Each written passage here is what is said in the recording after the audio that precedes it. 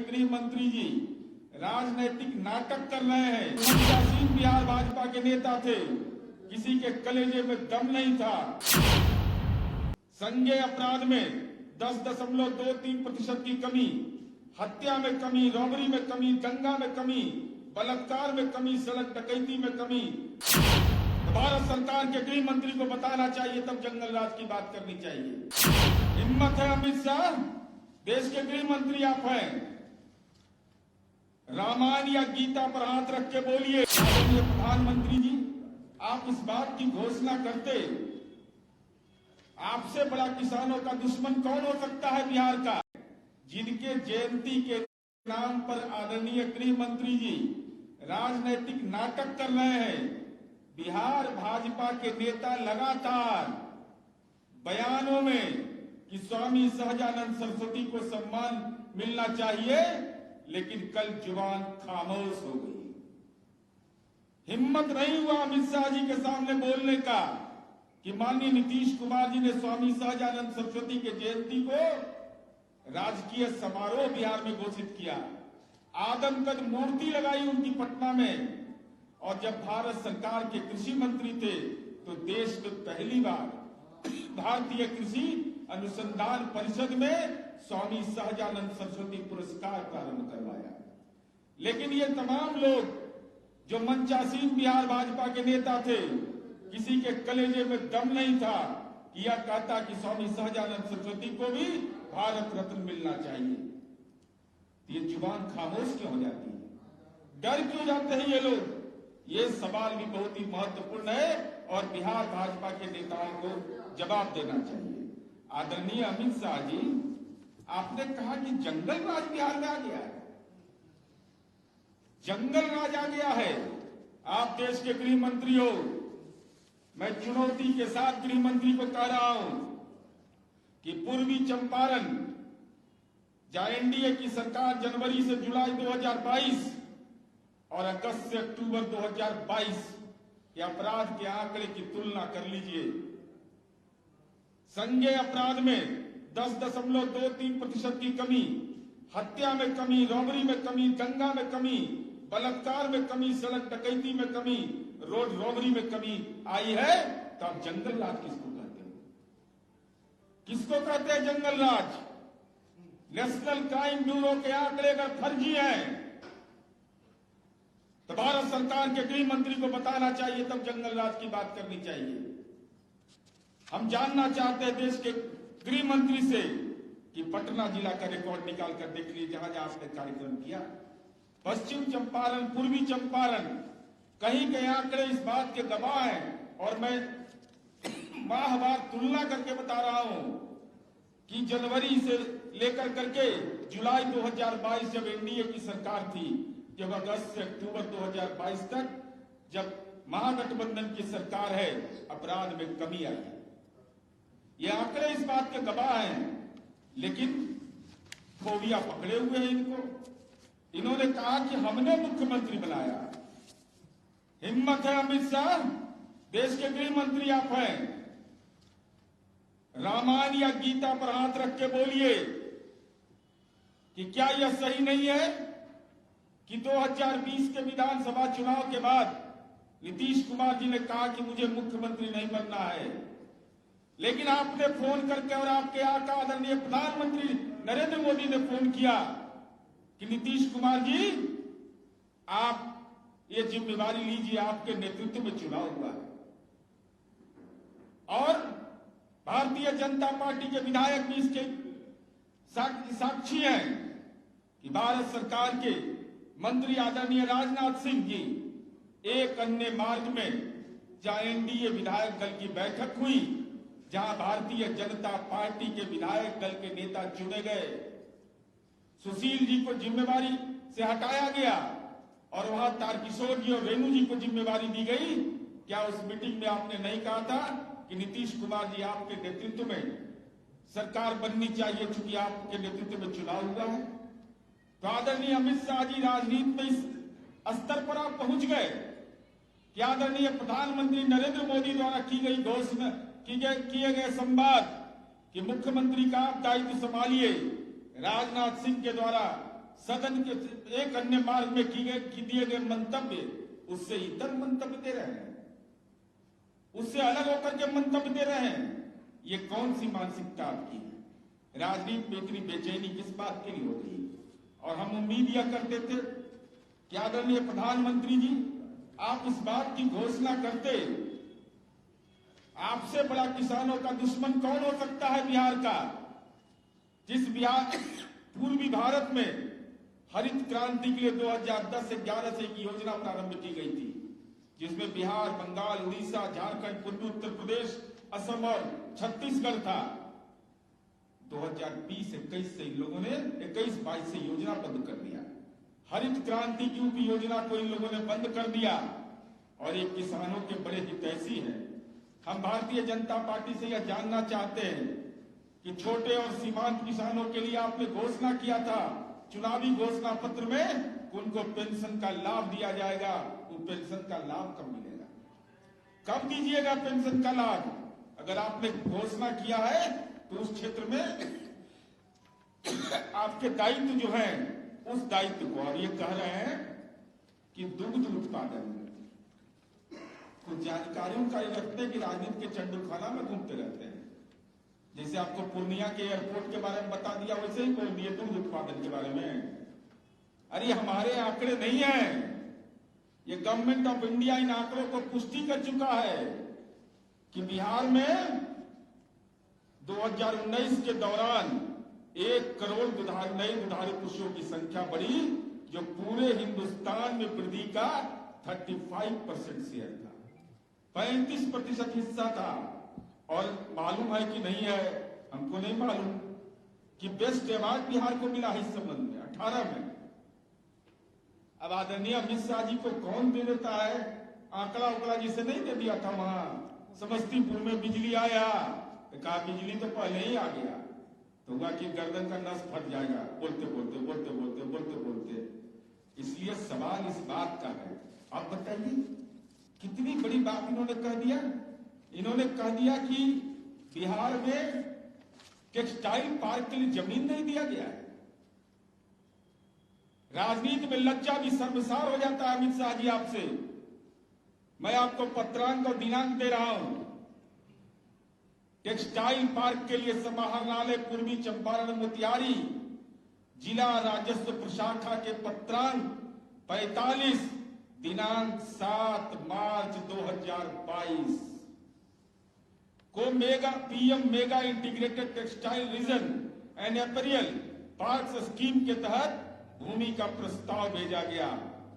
प्रस्तावित भूमि पार्क निर्माण हेतु विभिन्न जिलों में चिन्हित किया गया। तीनों अंचलों का भूखंड शामिल है। ये दस्तावेज मेरे सामने, ये दस्तावेज है।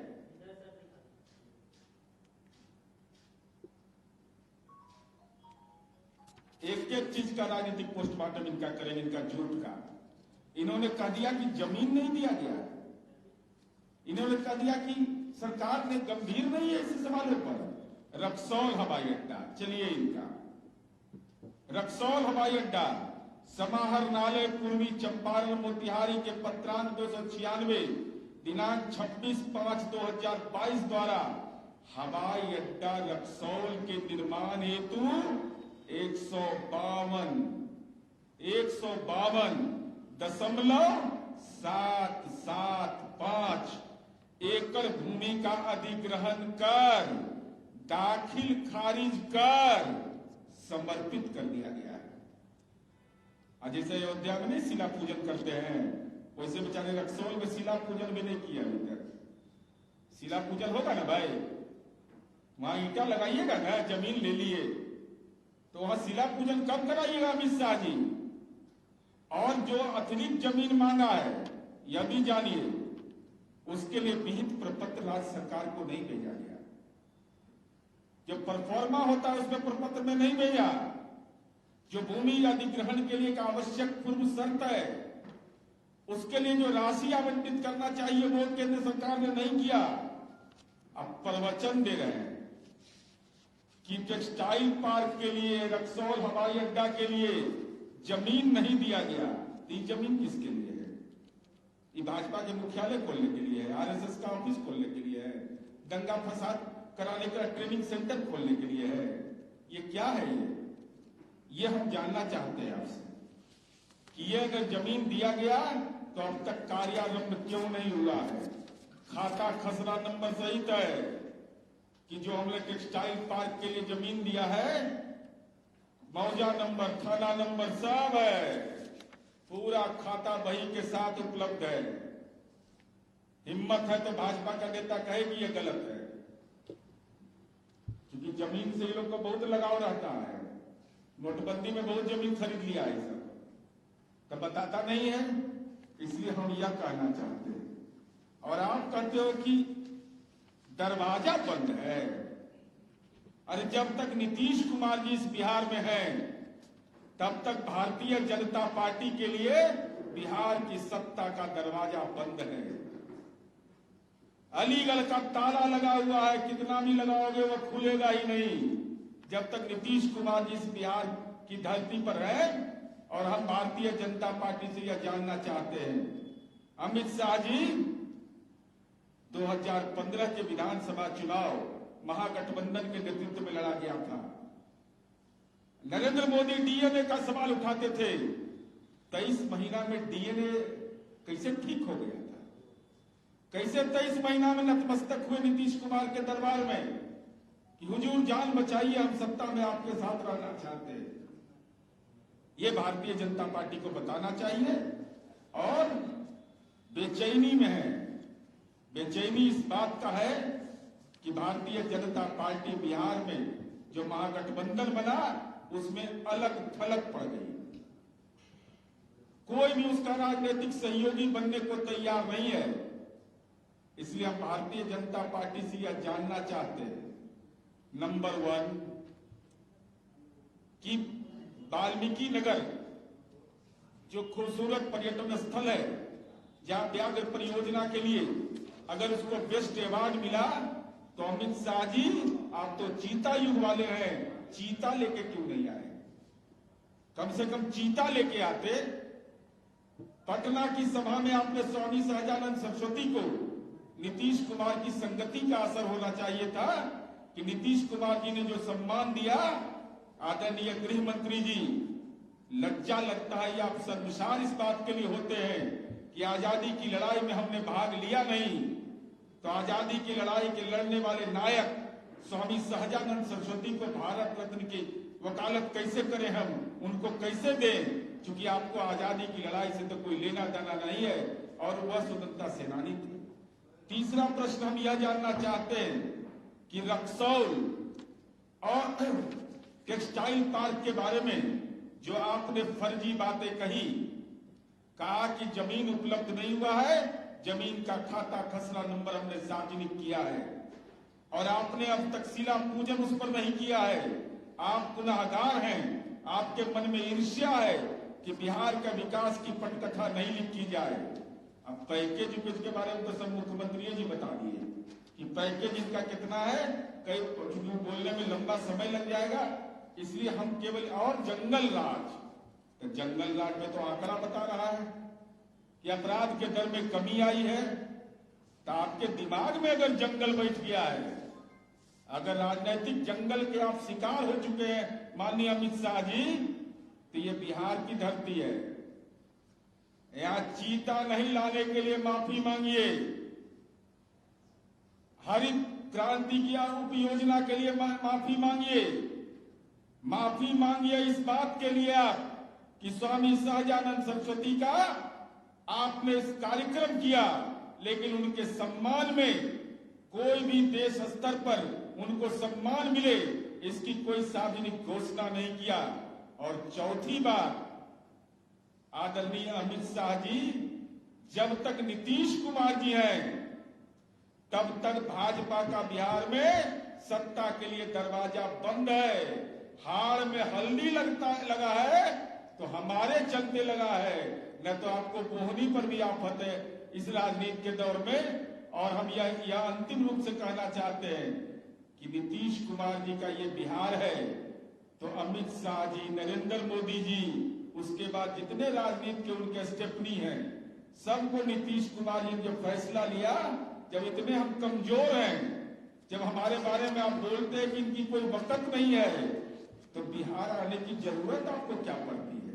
12 बार 16 बार नीतीश कुमार जी का नाम ले रहे हैं, तो राजनीति हमारे इर्द गिर्द हमारे नेता का घूम रहा है जब से महागठबंधन बना है।